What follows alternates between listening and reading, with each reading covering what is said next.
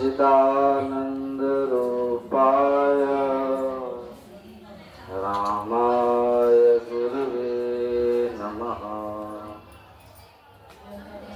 धन्य धन्य सद्गुरु सुखद महिमा कही न जाए। जो कुछ कहूँ तुम्हारी कृपा मोते कछु न बसाए। श्री सद्गुरु महाराज की जय। श्री सद्गुरु महाराज की जय। श्री सद्गुरु महाराज की जय। परम आदरणीय सत्संग प्रेमी महानुभावों, धर्मानुरागिनी माताओं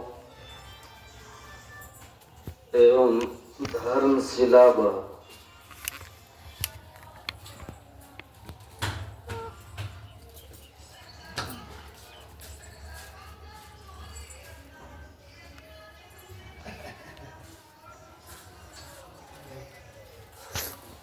हम लोग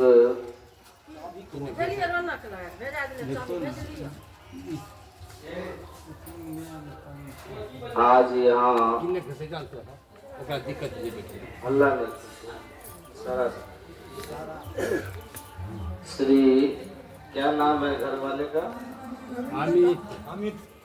उनके पिताजी क्या? स्वर्गीय रविंद्र बाबू के आवास में उनके जो सुपुत्र हैं अमित जी और अमलेश, उसके घर में एक बच्ची का जन्मदिन है। उसी के अवसर पर हम लोग यहाँ और उस बच्ची के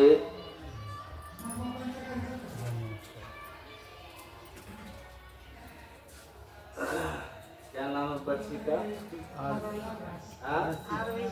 आरोही कुमारी।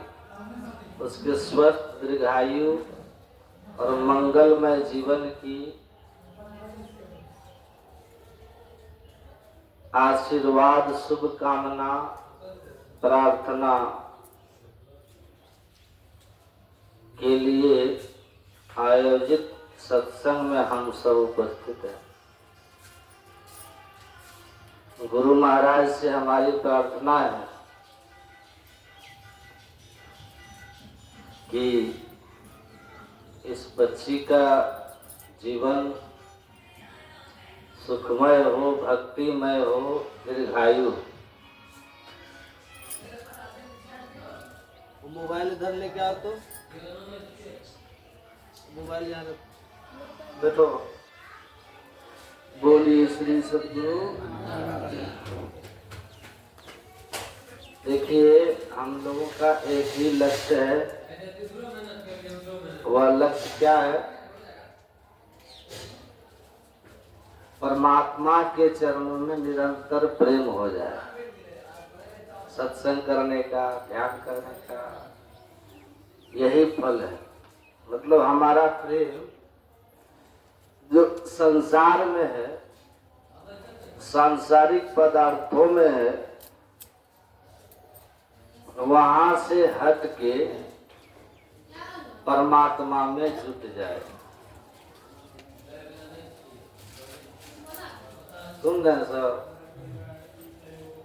बार बार सुनेंगे तो स्वाभाविक है कि जिसके संबंध में बार बार सुनेंगे उसकी महिमा जानने में आए। गप सब करते यहाँ तक आवाज आता है, थोड़ी धीरे धीरे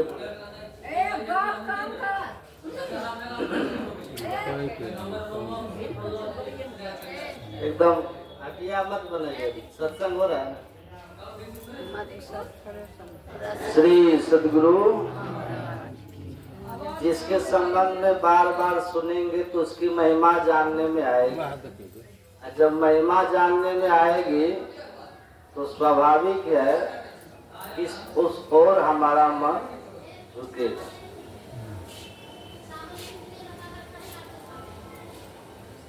और राम कृपा बिनु सुनु खगराई, अजाने न जाए राम प्रभुताई। अजाने बिनु न होई प्रतीति, बिनु प्रतीति होई नहीं प्रीति।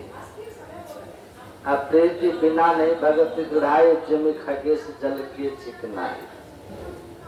तो बार बार सुनने से महिमा जानने में आती है, और परमात्मा के महिमा जानने से परमात्मा की ओर प्रेम जुटता है। अब परमात्मा की ओर प्रेम जुटा तो समझिए कि आपका काम बन गया। इसीलिए वेदव्यास जी महाराज ने लिखा है, ध्यान विषयं पुंसो विषयेषु विसज्जते, मां मनुष्मत्तर चित्तम मयि एव प्रविलीयते। वेदव्यास जी महाराज कहते हैं, लिखते हैं भागवत महापुराण में, भगवान कृष्ण के मुखार बिंद से भगवान कहते हैं कि सुनो उद्धव, बार बार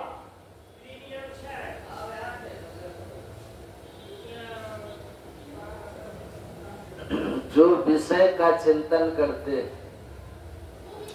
जिनकी मन बुद्धि बार बार यह चिंतन करता है कि अमुक विषय की प्राप्ति हो जाने से मुझे सुख मिलेगा, तो बार बार विषय के चिंतन से सुख की जो भावना है, यह सुख के भाव से विषय का चिंतन जो होता है, इससे हमारी जो बुद्धि है, हमारा जो मन है, वह विषय से बंध जाता है। और जिस विषय से हमारा मन बुद्धि सुख भाव से बंध जाते हैं, उस विषय की प्राप्ति जब तक न हो जाए तब तक बेचैनी बनी रहती। और जब उस विषय की प्राप्ति हो गई, चाहे वह कोई व्यक्ति का संग हो, चाहे वो धन वैभव हो, चाहे वह कोई पद हो, चाहे कोई सुख सुविधा की वस्तु, घर कार बंगला हो,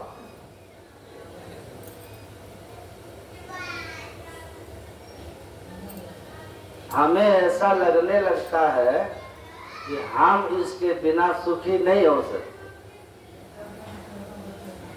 और इसीलिए जब तक हम इन्हें प्राप्त नहीं कर लेते, तब तक हमें शांति की अनुभूति नहीं होती, बेचैनी लगती। और जब हम उन वस्तुओं को पा लेते हैं, तो उनके प्राप्ति का सुख कैसा होता है? कहा क्षणिक होता है। जब तक पाए नहीं, तब तक पाने की बेचैनी थी, और पा लेने के बाद कुछ ही क्षण बाद फिर उससे हमारी सुख बुद्धि जाती रहती। फिर हमारा मन किसी नए वस्तु की ओर मुड़ जाता है, नया चिंतन होने लगता है, नए वस्तु के पीछे भागने लगता है। और ये जो भाग है ना, मिला समाप्त, फिर अब नया, मिला समाप्त, अब फिर नया, इसी को क्या कहते हैं? मृग मरीचिका। मृगवार सब ही प्रपंचन विषय सब दुख रूप है। तो भागते रहते हैं हम इनके पीछे, और हम कभी सुखी नहीं हो पाते। रेगिस्तान की मृगा की तरह जल की उम्मीद लिए बालू के पीछे भागते भागते ब्रह्म के पीछे भागते भागते इस संसार से चले जाते। तो भगवान कहते हैं जैसे ही बुद्धि संसार के विषय वस्तु में सुख भाव करती है तो उस वस्तु से बंध जाती है और फिर उसे पाने की बेचैनी। अब पा लिया तो क्षणिक सुख के बाद फिर दुख। तो संसार की ओर जिनकी बुद्धि है, संसार और संसारिक वस्तुओं विषयों में जिनकी सुख बुद्धि है, उनके जीवन में दुख ही दुख है। तब क्या करना चाहिए? माम अनुस्मर तच्चित्तम मयि एव प्रविलीयते। भगवान कहते हैं लेकिन जिनकी बुद्धि अपना सुख मुझ में मान लेता है, जिनकी बुद्धि ऐसा मान लेती है कि मेरा सुख, मेरी शांति ईश्वर में है, फिर वह मुझसे बंध जाता है। और जो मेरे प्रेम में बन जाता है उसका सुख बढ़ते चला जाता है और मेरी प्राप्ति से उसे अनंत सुख मिलता है। न अंत, ऐसा सुख जिसका कभी अंत ही ना हो। इसलिए परमात्मा के चरणों में हमारा प्रेम जुटे तो फिर हमारे जीवन में आनंद ही आनंद है। और संसार में सुख बुद्धि अगर हुई, संसार से जुटा, तो फिर हमने अपने लिए दुख का वृक्ष बोया। दुख ही दुख है। तो हमें प्रेम संसार से नहीं परमात्मा से करना है, वहां सुख असली है। भगवान बुद्ध ने कहा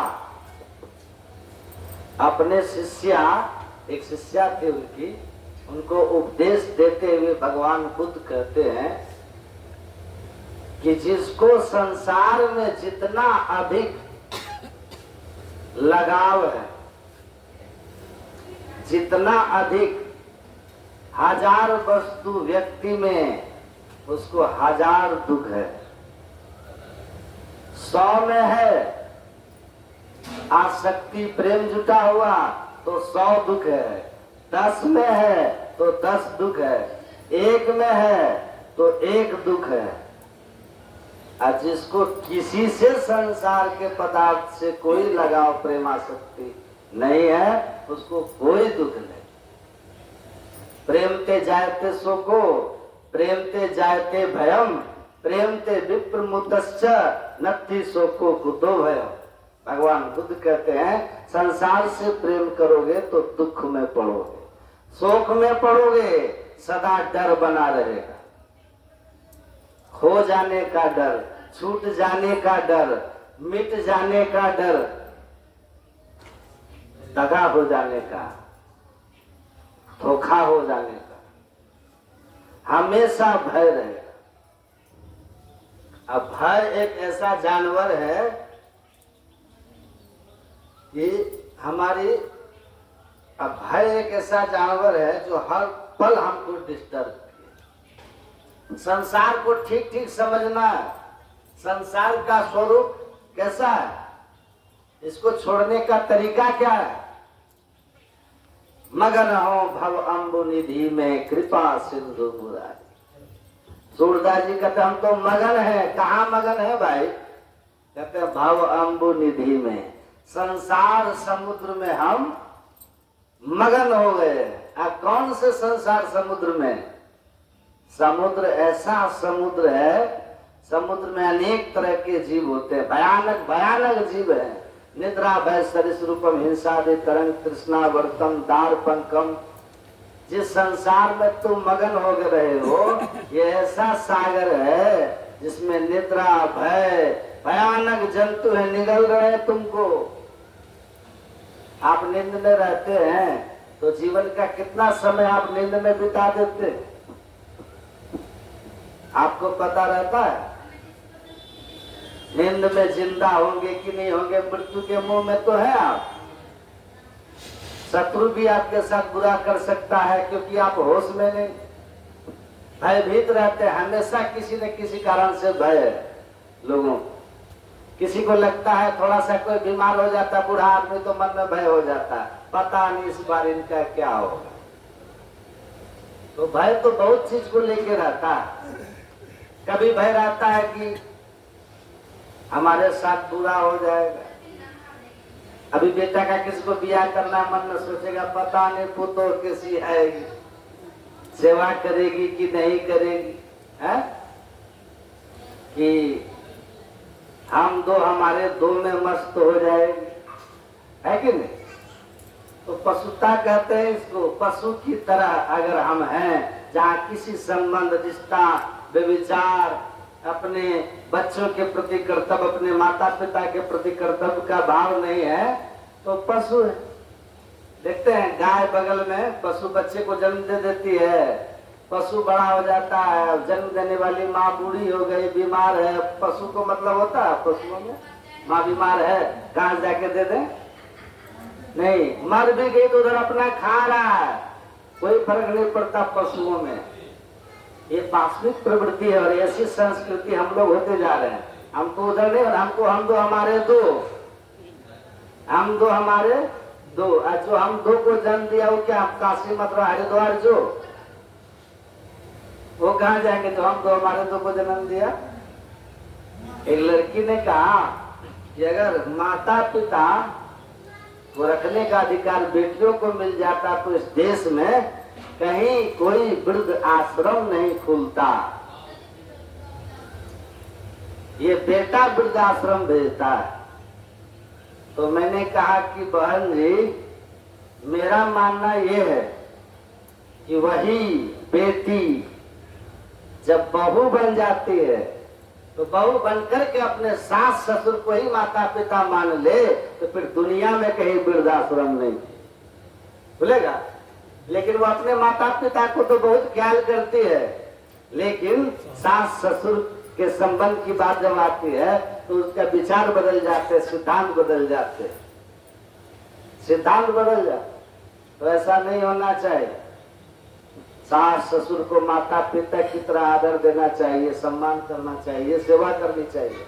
और सास ससुर को भी चाहिए कि बेटी के 1000 दोष छिपा लेती है, अब बहू का प्रचार करती है।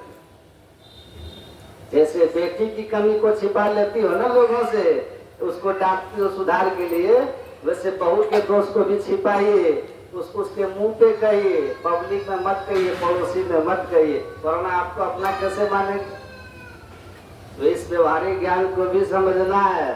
धन वैभव लेके नहीं जाइएगा, भाई से बेईमानी नहीं करना है।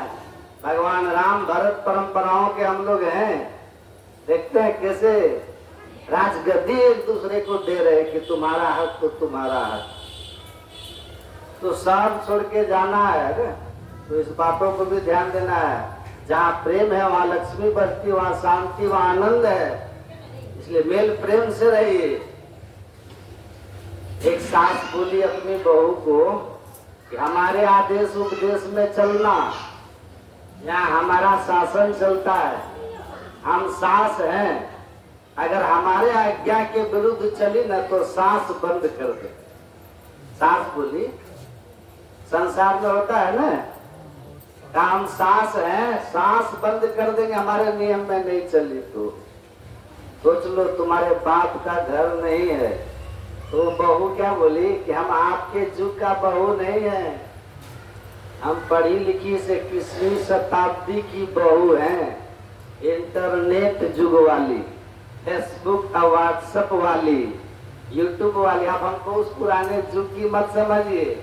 आप सांस अगर सांस बंद करने वाली हैं तो हम भी आधुनिक युग की बहू हैं, आपका लहू पी जाएंगे।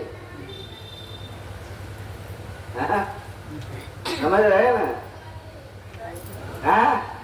तो सावधान। भय रहता है कि नहीं, बोलिए आप। मैं बहुत बड़ा उदाहरण नहीं दे रहा हूँ, आपको बात समझ में आए कि भय है। बेटा का शादी करते हुए कि पता नहीं बहू कैसी आए, बेटी का शादी करते हुए पता नहीं ससुराल कैसा होगा, दामाद कैसा हो।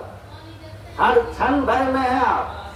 लड़की भय में पति कैसा होगा, लड़का भय में पत्नी कैसी आएगी, सब भयभीत है। विद्यार्थी भय में रहता पास करेंगे कि नहीं, पढ़ रहे जीवन में कुछ अच्छा कर पाएंगे कि नहीं। किसान भयभीत है कि पता नहीं ये वर्षा क्या कमाल कर जा फसल खराब हो। तो इस संसार में भय एक ऐसा जानवर है, हिंसक जीव है, जो हर पल हम सबको डिस्टर्ब किए। ऐसे संसार में हम लोग मगन होके कहते सावधान होके रहिए, है ना। ये संसार है, कहते संसार सागर में पानी आपको दिखाई नहीं दे रहा है, लेकिन नाक सबका अंदर सांस लेने में परेशान हो रहा है। बच्चा जैसे बीमार होता है 2-4 दिन में ठीक, अगर नहीं हो तो डर होने लगता है, भय हो जाता है। होता है कि नहीं?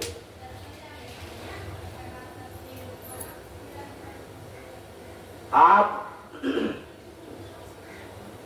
को संसार के किसी चीज से अगर स्नेह है तो भय है कि नहीं? छूटने और बिछुड़ने का, मिटने का, चोरी हो जाने का भय।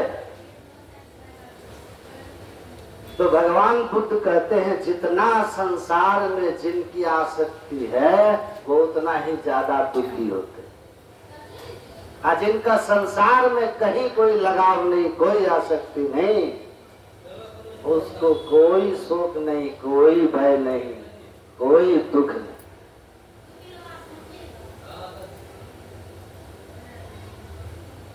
परमात्मा से प्रेम हो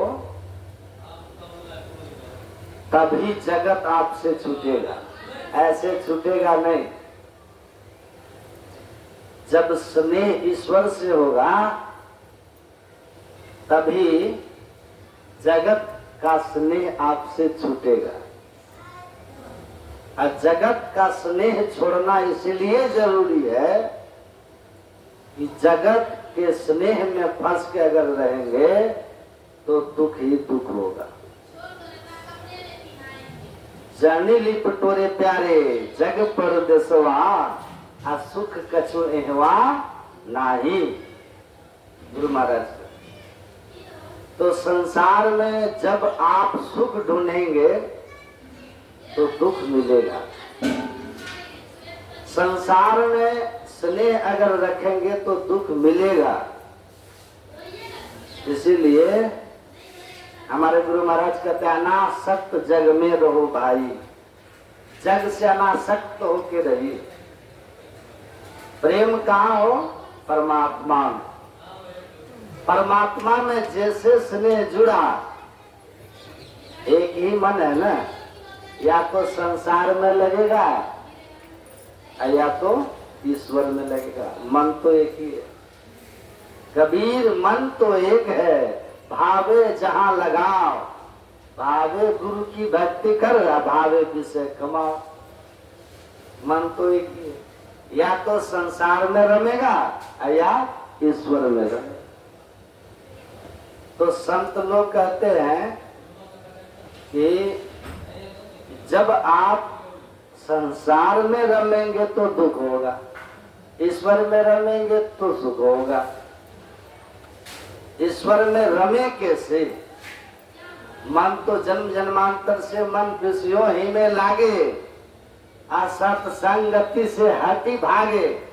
गुरु महाराज कहते हैं मन तो विषय में ही लगता है, क्योंकि जन्म जन्मांतर से विषय में ही खेला और कूदा है मन।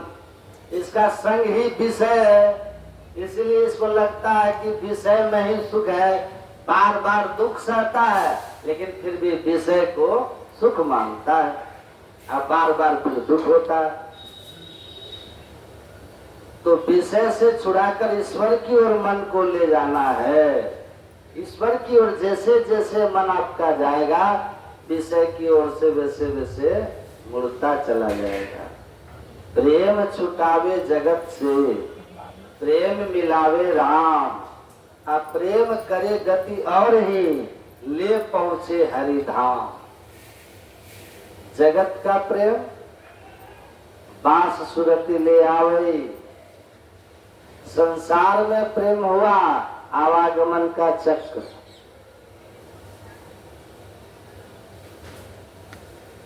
परमात्मा में प्रेम हुआ मुक्ति का द्वार खुले। संसारिक व्यक्ति से प्रेम हुआ प्रसंग मजरम पासम बंधन सएव कवियो विदु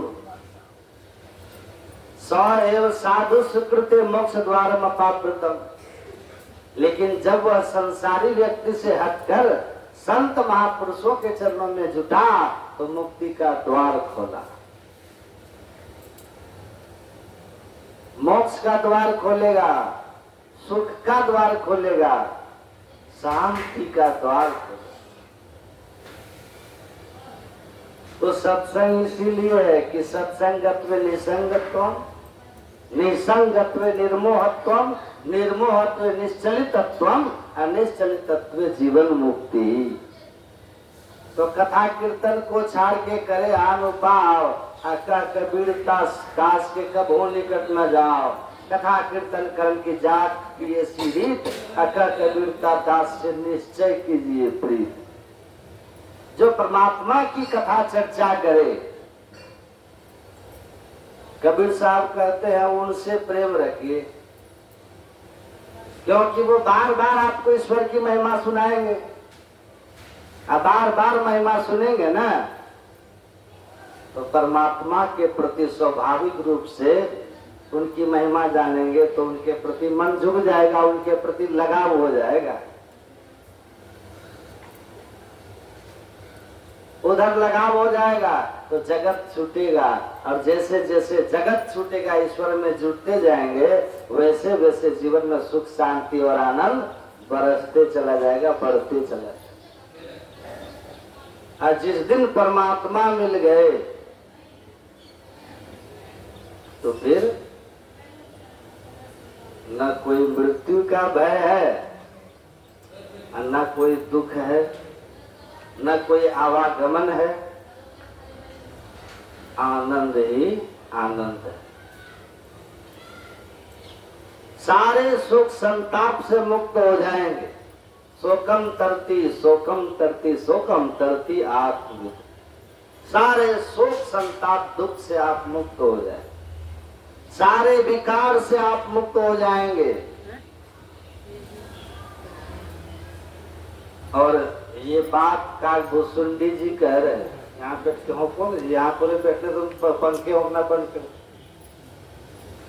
काकभूषुंडी जी गरुड़ को कह रहे हैं कि ये जो मैं आप लोगों को कह रहा हूं ना, ये केवल पढ़ के नहीं कह रहा हूं, सुन के नहीं कह रहा, अनुभव से कह रहा, अनुभव से कह रहा।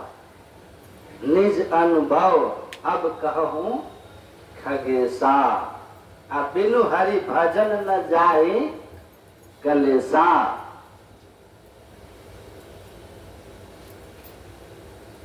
हरि का भजन सारे दुख क्लेश का नाश कर देता है। राम की भक्ति जीवन मुक्ति ला देती। राम मतलब ईश्वर परमात्मा। काकभूषुंडी जी कहते मेरा अनुभव है। एक आदमी बोल रहे थे हमको कि महाराज जी कहते हैं भक्ति करने से सुख आता है, दुख जाता है, जीवन में शांति आती है।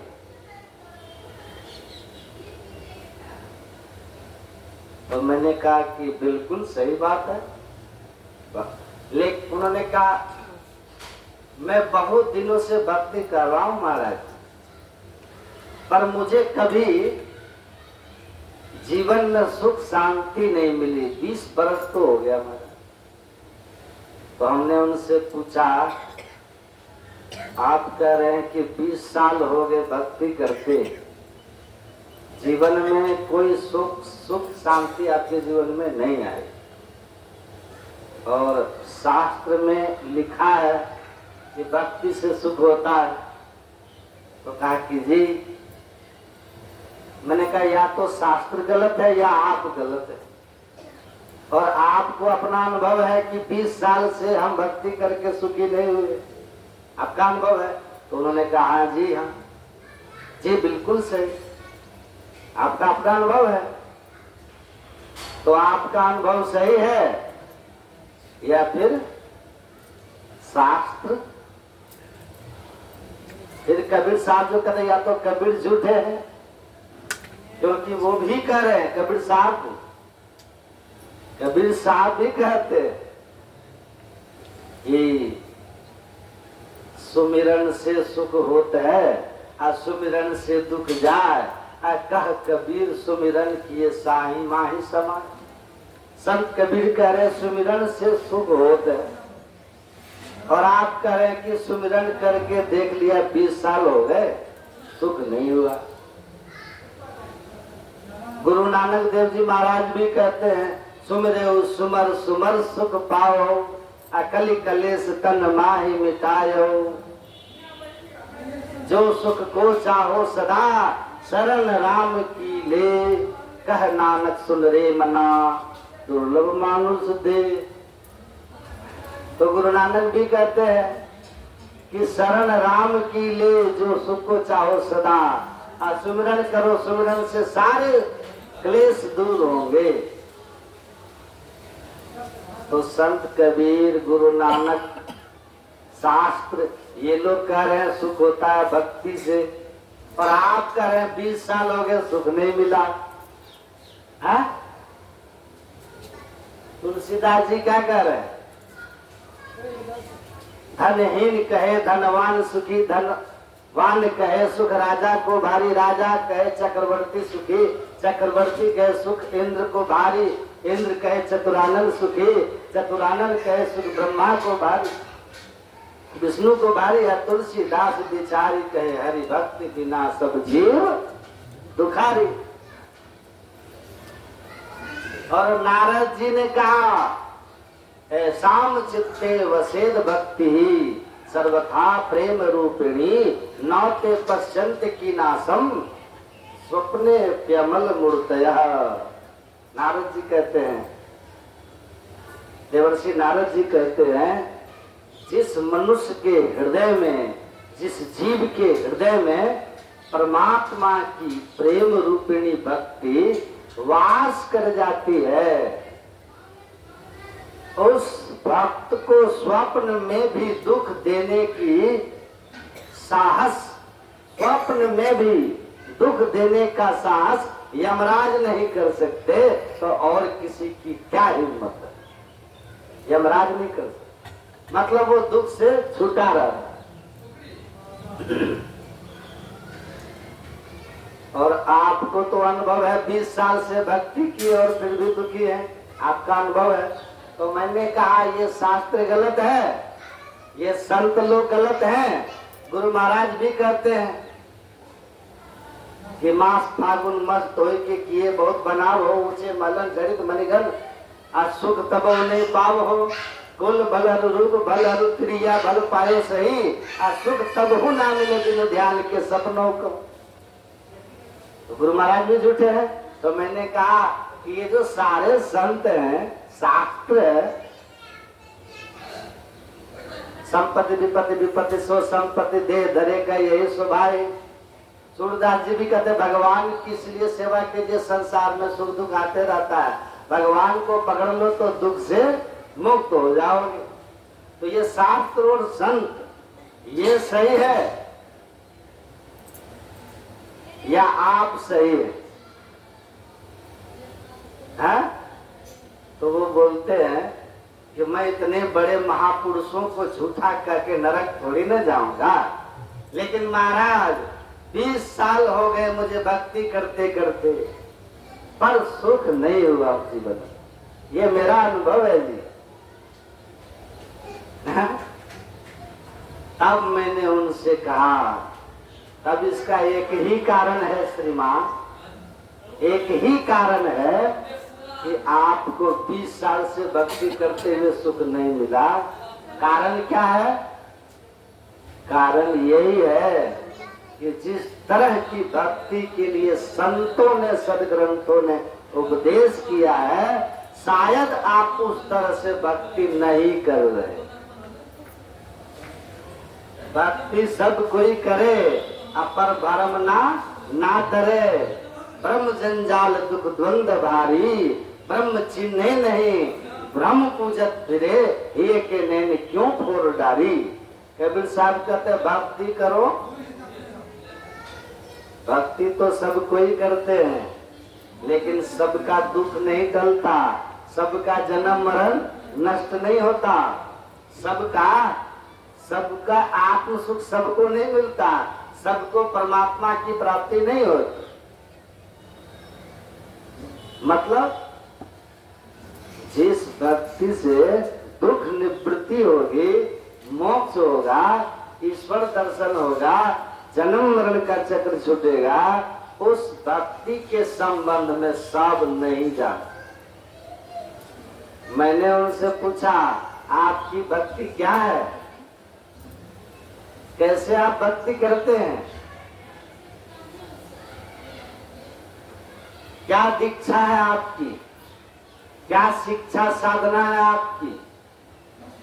तो ध्यान नहीं, माला ले लिए और वही माला से 1008 बार सुबह शाम जप कर रहे 20 साल से। तो ऐसी भक्ति के लिए संतों ने कहा, ऐसी भक्ति से मुक्ति और शांति की बात है कहीं लिखा हुआ? बताइए। कबीर साहब तो कहते हैं, माला फेरत जुग गया, मिटाना मन का फेर, कर का मन का छाड़ दे, मन का फेर। माला मुझसे लड़ पड़ी, क्यों फेरत है मौन, मन माला को फेर ले, काज सजी है दोही। माला तो करने फिरे, अचील फिरे मुख माही, मनवा तो दौदिस फिरे, यह तो सुमिरन ना। तो ये सुमिरन ही नहीं है कबीर साहब का। जिस सुमिरन से सुख होता है वह सुमिरन ये है ही नहीं, तो कैसे होगा सुख?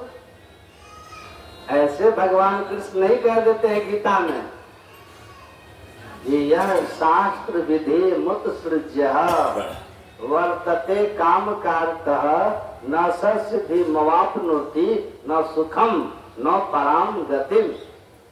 हे अर्जुन, जो धर्म शास्त्र में वर्णित विधियों को छोड़कर मनमना भक्ति करता है, देखा देखी वाली भक्ति में लग जाते हैं, तो भक्ति की जो फल है ना, 900 तीनों में से कोई चीज नहीं मिलता है। क्या क्या? न सिद्धि, किसी अभिष्ट चीज की प्राप्ति के लिए जो हम काम कर रहे होते हैं उसकी प्राप्ति न होना, न सिद्धि, न सुख, न मोक्ष, न ईश्वर दर्शन होता है, न संसार में सुख शांति की प्राप्ति होती है, न जन्म मरण का चक्र छूटता है। इनका जो धर्म शास्त्र में वर्णित विधि को छोड़कर मनमानी भक्ति करते हैं उनका। तो भगवान श्री राम जब भक्ति का उपदेश किए न, तो कहीं पर बोले हैं भगवान राम, मैंने उनसे कहा कहीं बोले हैं कि 1008 बार रोज जप करना है सबड़ी है?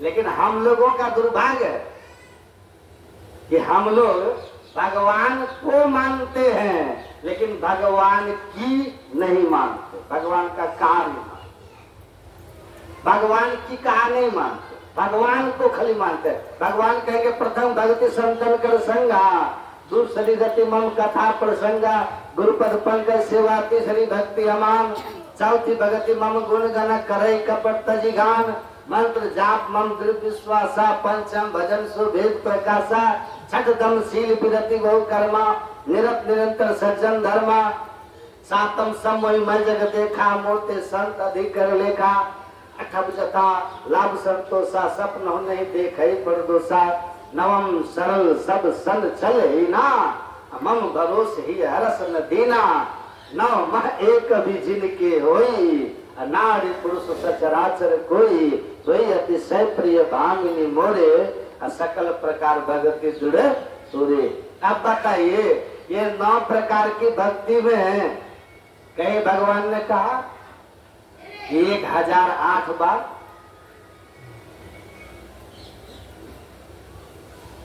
सुबह शाम गिनती पुरा लो, यही भक्ति है हमारी और इसी से हम खुश हो जाते हैं, इसी से कोई मेरा प्रिय हो जाता कहे ना भगवान। तो जो राम कहते उनको मानते ही नहीं हम भगवान राम के असली भक्त हैं, जो राम कहे हम वो करते हैं। आप लोग राम भगवान को मानते हैं, हम राम भगवान को भी मानते हैं और राम भगवान की कहीं भी मानते। भगवान राम ने स्वयं कहा है कि मेरा प्रिय वही है मम अनुशासन माने जोई, जो मेरा अनुशासन माने, मेरा कहा हुआ माने, वो हमको ज्यादा प्रिय है, तो हम उनका अनुशासन मानते। भगवान ने कहा है सातम सम मोहि मैं जग देखा, मोते संत अधिक कर लेखा, तो उन्हीं के कथनानुसार मैं संत सदगुरु को राम तजु पे गुरु न विसारूं, गुरु के सम हरि को न निहारूं। भगवान राम ने ही कहा कि मुझसे बढ़कर के संत सदगुरु को जानना और मानना, तो हम उन्हीं के कथनानुसार संत सदगुरु को बढ़कर जानते और मानते हैं, इसलिए हम असली राम भक्त हैं।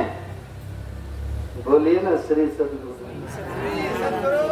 और जैसे उन्होंने साधना की विधि बताई, भक्ति की विधि बताई है नवधा भक्ति में कि मुझे प्राप्त करने का साधन क्या है, उस नवधा भक्ति की एक एक भक्ति की कड़ी को गुरु महाराज जी ने हम लोगों को दीक्षा दे के समझाया कि राम को जानना है तो राम ने जो कहा उस अनुकूल भक्ति करनी। तो राम को ठीक ठीक जानो। राम स्वयं कहते कि मेरे किस रूप का भजन करें। हनुमान जी को कहे कि नहीं भगवान राम, मुक्ति को निषद पढ़िए आप, शब्द स्पर्श मव्यम तथा रसम नित्य मगन वच्यत, अनाम गोत्र मम रूप मिदृशम भजस्य नित्यम पवनात् भजाति हम। हे पवन पुत्र हनुमान, आप मेरे किस स्वरूप का भजन कीजिए वो मैं बता रहा हूँ। जो अशब्द, जो वाणी से परे है, सीधा भाव है, जो इंद्रियों की पहुंच से परे है, जो सब क्षेत्र क्षर परापर और क्षर पार में, उस स्वरूप का भजन कीजिए हनुमान जी। उस स्वरूप के ज्ञान से आपकी मुक्ति होगी। तो जिस साधन से भगवान के जिस स्वरूप की भक्ति करनी है, राम स्वरूप तुम्हार बचन अगोचर, बुद्धि पर अभिगत अकथ अपार नेति नेति नित्य निगम कह। राम का स्वरूप क्या है? सर्वव्यापक है और सर्वव्यापकता के परे, उस सर्वव्यापक और सर्वव्यापकता के परे स्वरूप का जब तक ज्ञान नहीं होगा, हे हनुमान जी, आपका कल्याण नहीं होगा, किसी का कल्याण नहीं। तो पहले तो राम या परमात्मा का ठीक ठीक स्वरूप का ज्ञान हो, और उस स्वरूप को अनुभूत करने के लिए जो साधन शास्त्रों और सत्य ग्रंथों ने बताया है वो साधन हमारे जीवन में हो, तब साधना की इति श्री होगी, तब इच्छित फल की प्राप्ति होगी, सिद्धि मिलेगी, शाश्वत सुख मिलेगा, ईश्वर दर्शन होगा, जन्म मरण का चक्र खत्म हो जाएगा। तो संतों ने जो कहा है वो उनके अनुभव है, उस राह पर चल के कहे हैं। आपका राह ही गलत है, चाहे पश्चिम चाहे पूर्व दिशा। कैसे होगा, कैसे होगा? विनोबा भावे कहते थे भगवान कुछ प्रार्थना स्वीकार करते हैं, कुछ अस्वीकार करते हैं। स्वीकार कौन सी प्रार्थना और कौन सी अस्वीकार करते हैं? तो वो कहते थे कि कोई आदमी पटना से दिल्ली जाने वाली ट्रेन में बैठ करके प्रार्थना करे कि हे ईश्वर हमको आप सकुशल कलकत्ता पहुंचा दें, ऐसी प्रार्थना भगवान नहीं माने। तुम एक आदमी को कलकत्ता पहुंचाने के लिए पूरी ट्रेन में जो यात्री दिल्ली जाने वाले हैं उसको थोड़ी कलकत्ता पहुंचा देंगे। कल तो दिल्ली के ट्रेन में बैठ करके पटना में जब प्रार्थना करोगे हे ईश्वर हमको सकुशल दिल्ली पहुंचा दो, तो फिर ईश्वर सुन ले। तो भक्ति की दिशा आपकी सही हो और तब भगवान आपकी मनोकामना सिद्ध करे। दिशा ही गलत है तो कहां से पहुंच पाओगे? और दूरी बढ़ती जाएगी और बढ़ती जाएगी। तो ठीक ठीक भक्ति का ज्ञान। काकभूषण जी कहते उधार लेके नहीं बोल रहा हूं मैं, उधार लेके नहीं बोल रहा हूं। एक आदमी कहा महाराज जी आजकल साधु महात्मा को कोई शक्ति नहीं है, कोई शक्ति नहीं है, खाली भेष बना करके भंडारा खाता है, दक्षिणा जमा करता है, आश्रम बंगला बनाता है, गाड़ी में घूमता है, यही रह गया है। साधन भजन तो खत्म हो गया, किसी में कुछ है ही नहीं साधु। तो हम बोले ऐसा नहीं है, हमारे जैसे ही सारे लोग नहीं है। मैं समझ गया हम ही पे कमेंट मार रहे। तो मैंने कहा कि ऐसा नहीं है, सभी लोग हमारे तरह ही नहीं है खा के सोने वाले।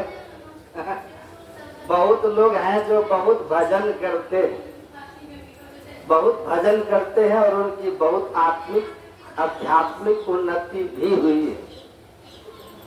सब ऐसा नहीं है मेरे जैसे जो आप समझ रहे हैं। तो कहा आप करते हैं? तो हम बोले थोड़ा बहुत करते हैं, थोड़ा बहुत। तो कहा कि कुछ शक्ति है आपको? हम बोले मतलब? कहने कोई शक्ति है तो आशीर्वाद दे के देखिए और हमको फलीभूत होगा तो हम मान लेंगे कि आप साधु हैं, साधन भजन करते हैं। तो हम बोले कि देखिए पहली तो बात यह है कि हमको आपसे मनाना नहीं है कि हम साधु हैं। चोर चमार चंडाल कहे, कोई कहे हरि भक्त है भाई, और कोई कहे ये तो नारी लुभानो, कोई कहे माया रति आई, निंदा करता से निंदा कराई, अर्थ की कोण मनावन जाई। जो हम हैं हरि जानत हैं, अब रेंग दिवस उनके गुण गाई। तो मैंने कहा जो मैं हूँ वो परमात्मा जानते हैं, आपके या सारी दुनिया के एक तरफ होकर मेरे लिए एक सर्टिफिकेट दे देना कि मैं संतत्व को प्राप्त हो गया हूँ, मुझे मोक्ष हो गया है। उस सर्टिफिकेट को दिखा देने से जमराज हमको माफ नहीं करेंगे, करेंगे? और सारी दुनिया हमको चोर चमार कह के चंडाल कहे, बेईमान कहे, लेकिन अगर परमात्मा की नजर में हम ठीक हैं तो फिर यमराज हमारे ऊपर आंख उठा के भी देखने की हिम्मत नहीं करेगा। तो आप हमको साधु मानिए, इससे हमें क्या मिलने वाला है? हमें इच्छा ही नहीं आपसे मनवाने का कि हम कोई अच्छे साधु हैं या हम कुछ हैं जो हैं का। फिर भी साधु महात्मा को लोगों में श्रद्धा पैदा करने के लिए कभी कभी चमत्कार तो करना ही चाहिए, तब ना श्रद्धा जमेगी। तो कुछ आशीर्वाद दीजिए, बिजनेस व्यापार बढ़ जाए तब ना। हम बोले देखिए साधना को आप नहीं जानते। साधना जब साधक शुरू करता है तो प्रारंभ में उसको श्राप देने की शक्ति आती है। क्या आती है? श्राप देने की क्षमता आ जाती है। आज जो श्राप देगा वही लग जाता है। तो अभी हम में जो है ना श्राप देने वाली शक्ति है। क्या है? आप बोलिए बिजनेस चौपट कर दे आपका, दोनों टांग से अपाहिज कर दें, एक आंख फोड़ दें, बोलिए इसमें कौन सा आपको श्राप लेके हमारी शक्ति आजमानी है? पक्का आपको हम जो है ना 15 दिन के अंदर न रोड पे ला दिए, टांग न तोड़वा दिए, आंख न फोड़वा दिए तो कहिए। जैसे हम बोले कि श्राप की शक्ति है, बोलिए अब आपको श्रद्धे पैदा करना है तो कर देते हैं। कहा कि सुनिए महाराज जी, हमको श्रद्धा उर्धा पैदा नहीं करना है, हमको श्रद्धा पैदा नहीं करना है। सड़क पर आके आप आंख तोड़वा के टांग तोड़वा के श्रद्धा नहीं चाहिए। तो हम बोले तब और ऊंचा दर्जे का साधक खोजेगा, हम तभी शराबे भर ठीक ठाक है, हम शराबे भर ठीक ठाक है। तो चुप हो गए। हम बोले बताइए अब हम इसको श्रद्धा पैदा करने के लिए, मान लो मैं खैर मैं उस लेवल पे नहीं हूँ, अगर किसी को है भी तो आपकी श्रद्धा पैदा करने के लिए राह चलते हुए आपको अरबपति बनाएगा। साधु का यही काम है।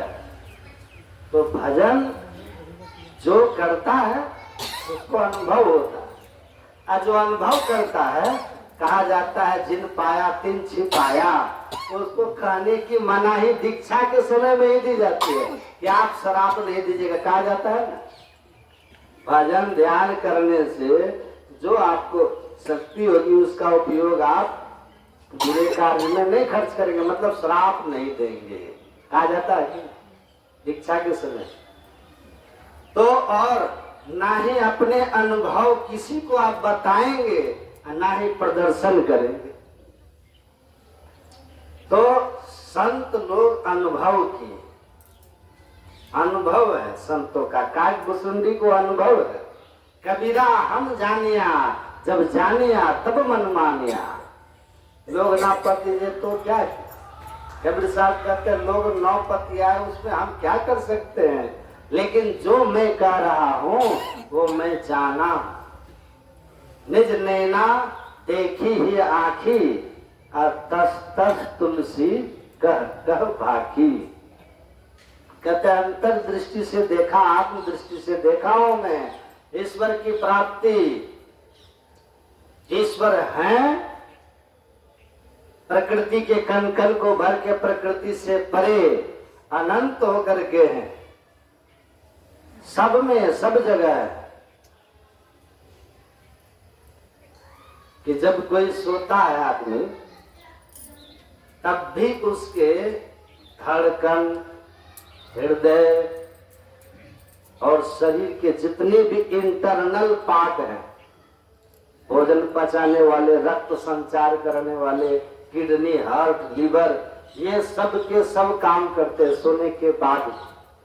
इसीलिए कितनी भी गहरी नींद में संपूर्ण शरीर को पूर्ण रेस्ट नहीं मिल सकता, लेकिन जो ध्यान में चेतन अवचेतन मन को पार कर जाता है। कहने का भाव यह है कि जो स्थूल शरीर में फैली हुई अपनी चेतना को समेट करके और वो एक गुप्त मत सब ही कहो कर जोड़ शंकर भजन बिना नर भक्ति न पावहि मोर। ये जो असली भजन भेद है ना, यही है, यही वास्तविक दीक्षा है। गुरु महाराज जी ने कहा एक मंत्र का जप, एक रूप का ध्यान, ये आप कहीं भी सीख जाइएगा। लेकिन ये जो गुप्त मत है ना, ईड़ा पिंगला ऊपर पहुंचे सुखमन पाटू गारा बयाजी हरिरस की मतवारा, जब तक ईड़ा पिंगला को सम करके सुषुम्ना को आप नहीं खोल लेंगे, 10वां द्वार नहीं खोल लेंगे, बाएं दाएं दोनों दृष्टि की धारों को मध्य में केंद्रीभूत करके और बंद 10वें द्वार को में आप प्रवेश नहीं कर जाते हैं, तब तक अंतर ज्योति और अंतर नाद रूपी अमृत आपको प्राप्त नहीं होगा, हरिरस प्राप्त नहीं हो। और तब तक आप मतवाला नहीं हो सकते और भारी धारी दिवस सब 12 ये नहीं हो सकते, दैहिक दैविक ताप ये जाने वाले नहीं है। चाहे वो भगवान राम के अयोध्या पुरी में राम के रहते आप रह जाइए, तब भी नहीं होगा। इस साधना की विधि से उस सर्वव्यापी राम की ओर जब आप चलिएगा, हृदय स्थित परमात्मा श्री राम की ओर जब आप चलिएगा, सब में रमण करने वाले उस राम की तरफ जब आप बढ़ेंगे, माया मंडल से ऊपर होने के लिए चेतना का सिमटाव करके एक बिंदुता की प्राप्ति से जब आप ऊपर उठने लगेंगे, तब राम परमात्मा के राज्य में बढ़ने लगेंगे और तब हरिरस आपको प्राप्त होगा और मतवाला हो जाए। फिर दे रहे संसार में जीव राम के पास दादू कछु व्यापे नहीं, काल जाल जम त्रास, तब वो अवस्था हो, तब वो स्थिति आती। तो उन्होंने कहा कि गहरी नींद में भी शरीर पूर्णतया रेस्ट में नहीं होता, क्योंकि शरीर के बहुत सारे अंग उस समय भी क्रियारत होते हैं, क्रियारत एक्शन में होते। लेकिन ध्यान में जिनकी चेतना ऊर्ध्व गति को प्राप्त हो जाती है, तो क्या होता है, संपूर्ण शरीर, सारे नस नाड़ी धड़कन कितनी सब के सब शांत हो जाते, एकदम शांत हो जाते, कोई क्रियाशील नहीं रहता। गुरु महाराज कहते हैं ना, साधन में पग जाए अति गंभीर हो, या तन की सुधि ना रहे, धीर पर वीर सो, सांझ भोर दिन रैन कछु जाने नहीं, अरे हारे में ही बाहर जड़वत रहे, माहिर चेतन से। नानक जीवतिया मरी रही ऐसा जोग कमाइए, बाजे बाजो सिंगी बाजे तव निर्भव पद पाइए, ऐसा जो जीवतिया मरी रही। तो ध्यान में चेतना का सिमटाव होकर जब ऊर्ध्व गति होती है ना, तो थोड़े देर भी उस अवस्था में अपने को बना के रख सके, तो संपूर्ण शरीर रेस्ट पा लिया और फिर उसको नींद की कोई आवश्यकता रह ही नहीं जाती। सो वही निद्रा तजी जोगी, वो निद्रा को छोड़ करके सोता है, क्योंकि वो योगी पुरुष पिंड में नीचे की ओर नहीं आकर के ऊपर की ओर जाकर हरिरस में मग्न हो जाता है, असंपूर्ण शरीर पूर्णतया रेस्ट में। तो थोड़े देर के उस तरह के ऊर्ध्व गति वाली जिनके ध्यान साधना है, उनको हम संसारी लोगों की तरह कंठ और हृदय में आकर स्वप्न और सुसुप्ति का सुख नहीं लेना होता, वो हरिरस का सुख लेकर संपूर्ण शरीर को शांत कर लेता है, शांत कर लेता। हमारे गुरु महाराज जी ने कहा है कि ईश्वर प्रकृति को कण कण में भर के प्रकृति से परे भी है और हमारे अंदर में भी, हमारे अंदर में भी। अपने अंदर के हृदय स्थित परमात्मा को जो पहचान लेता है, वो बाहर में भी परमात्मा को पहचान लेता है। इसके लिए जो साधना है वो हमारे गुरु महाराज जी ने हम लोग को बताया है, और यही ध्यान है। ध्यान साधना पिंड से ब्रह्मांड की ओर जाने की साधना, भक्ति का वास्तविक स्वरूप यही। गुरु महाराज कहते हैं, जैसे आप जाते हो, कोई जैसे तीर्थ यात्रा पे जा रहा है, तो यहाँ से जगन्नाथपुरी जाएगा, तो अपने गांव घर शहर को छोड़ते हुए, रास्ते में आने वाले शहर आदि को छोड़ते हुए आगे जाएगा, उसी तरह भक्ति है। भक्ति में हम अपने अंदर सिमटाव करते हैं। सिमटाव में सबसे पहले एक मंत्र का जप करते हैं, फिर इष्ट रूप का ध्यान करते हैं, और फिर तब बिंदु का ध्यान करते हैं, या दृष्टि योग करते हैं, या सुषुम्ना ध्यान, नासाग्र ध्यान, 10 गेट का ध्यान करते हैं। इस ध्यान में हम जब सफलता प्राप्त करते हैं एक बिंदुता के साथ, तब हम अंधकार से प्रकाश में तमसोमा ज्योतिर्गमय को प्राप्त करें।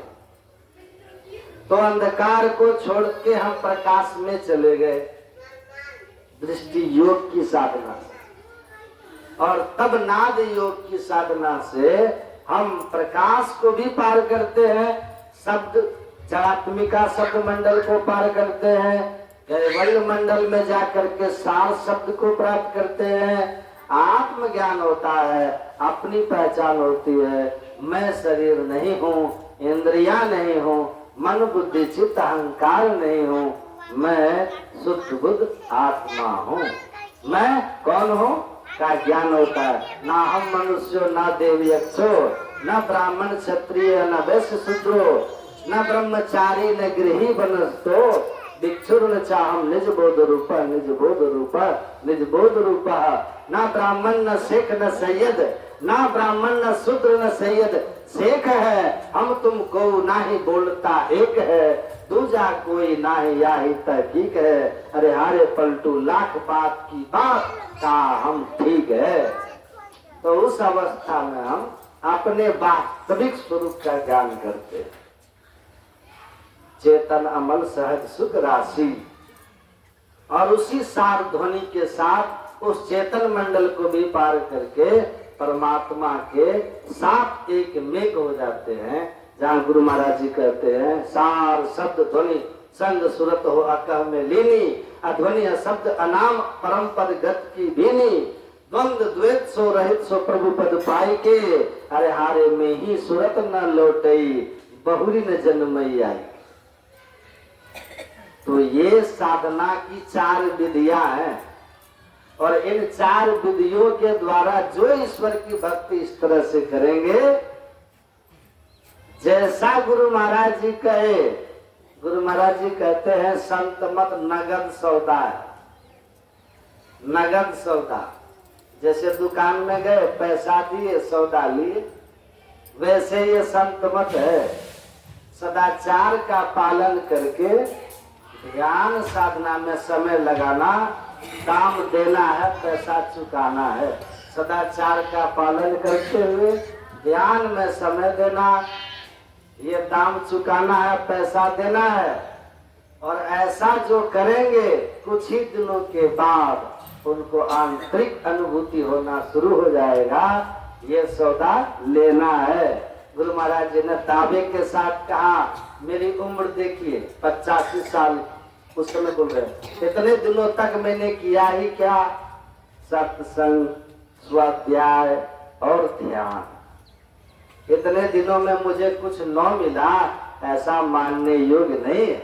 मैं नहीं कहता कि मैं कबीर और नानक के बराबर हो गया, लेकिन हाँ, मैं आपसे कहता हूं कि मुझे पहला कदम ठीक ठीक याद है।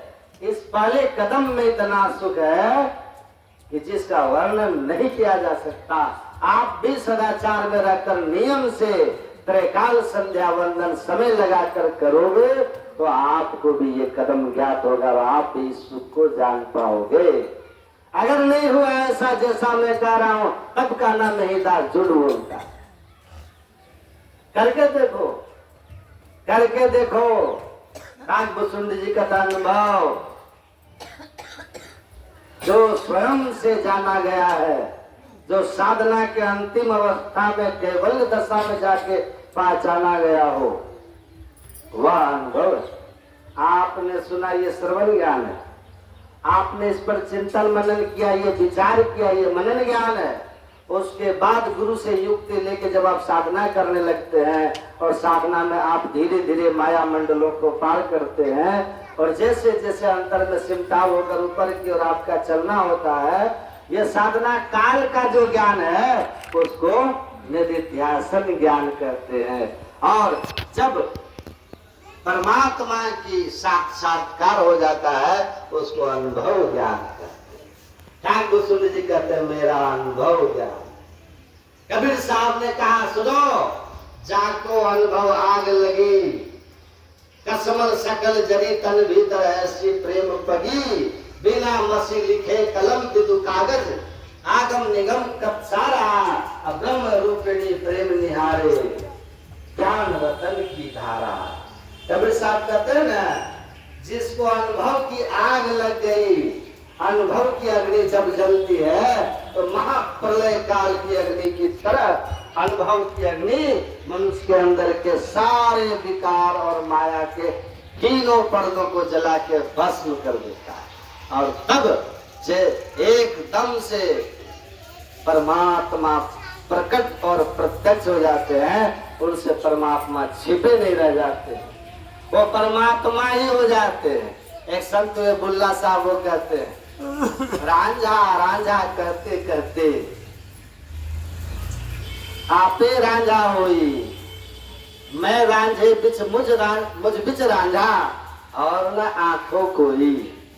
वो कहते हैं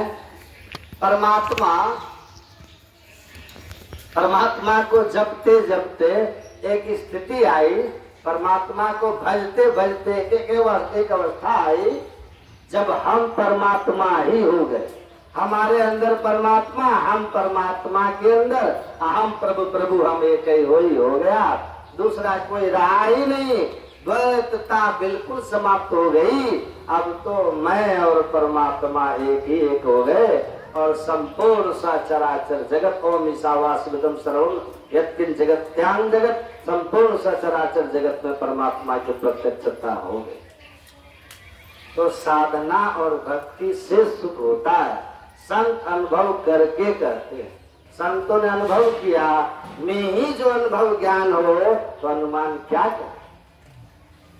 साधना की विधि लेकर आप अगर सही से साधना करेंगे तो थोड़ा बहुत भी जप करते करते अगर आप इतना अपने को जप में स्थिर कर लिए हैं कि आप और जप दोनों कुछ काल भी बना रहे, तो भीतर बहुत शांति की अनुभूति होती है। त्रायते मनः इति मंत्र, सदगुरु की सदयुक्ति से जपना है, माला नहीं फेरना है। मंत्र मध्यस्थ तो मनः, मन मध्यस्थ तो मंत्र। मन और मंत्र एक दूसरे में घुल मिल जाए, मंत्र रहे और आप रहे, जप रहे और आप रहे, ऐसा कुछ काल के लिए भी होगा तो भीतर बहुत शांति मिलेगी। अल्प ठहराव धारणा भी होने लगी तो आपको बहुत सुखद अनुभूति होगी।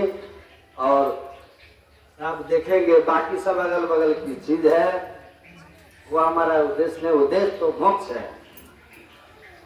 इसलिए करोड़ों काम छोड़ करके सबसे ऊपर ईश्वर की भक्ति है। करोड़ों काम छूट जाए लेकिन ध्यान सत्संग नहीं छूटे, ऐसी दृढ़ता के साथ रहिएगा तो कुछ दिनों के बाद बीज अभी डाली है, वृक्ष बनेगा। जब फल लगेगा ना तो एक आम का बीज जो लगाए थे ना वो हजार हजार आम लेके हर साल आए। इंतजार करना पड़ता है, लगन से लगाए हुए वृक्ष की रक्षा करनी होती है बाग डालकर। जब पेड़ बन जाएगा तब गदगद हो जाएगा। तो गुरु महाराज की कृपा बनी रही आप लोगों के ऊपर। ये बच्ची का जन्म दिन तो आज ही है, उसी के उपलक्ष्य में सत्संग है, इसलिए इस बच्ची के जन्मदिन हम लोग मना लिए सत्संग के माध्यम से। गुरु महाराज की कृपा से जन्म हुआ और गुरु की कृपा से सब शुभ शुभ रहेगा। मैं उस बच्ची के स्वस्थ और दीर्घायु सुखी जीवन, भक्तिमय जीवन की मंगल प्रार्थना करता हूँ। गुरु महाराज से तो हम गुरु महाराज से प्रार्थना करते हैं कि उस बच्ची का भविष्य उज्जवल हो, मंगलमय हो और पूरे परिवार जो उनके अंतःकरण में सत्संग के प्रति इसी तरह की श्रद्धा, इसी तरह का प्रेम, सबके शुभ के लिए, सबके मंगल के लिए, सबके कामना करता हूँ। मैं गुरु महाराज से प्रार्थना करता हूँ और आप सब भी जो यहाँ आए सबके सब परभागी हैं, धनभागी हैं और आप सब लोगों के लिए भी मेरी शुभकामना है। बोलिए श्री सतगुरु।